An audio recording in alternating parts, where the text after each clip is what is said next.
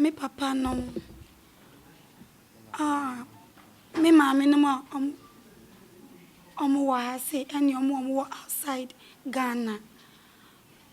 Me pese me de akwanya iso eda obi biara oboa me ewo ma hu chiri imo amani atu imi enye obia na asem wetu na otimi yi ni hu fim me pese me da Nyankopon ase se watimi eyi me etie me mpaibo eyi me fi asem we mu me pese me da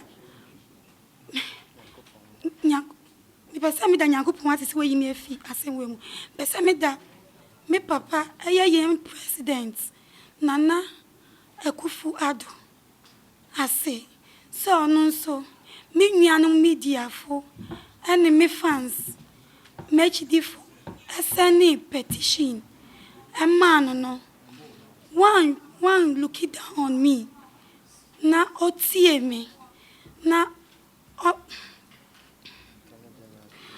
Attorney General sube somu na omunya omutie me no mutie me Bible no mutimi yi mi fi anu ye because asen we ya mi ko mu no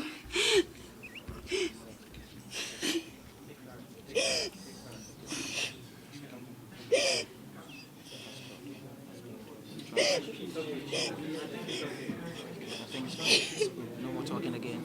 I think we are done. Lawyer. All right.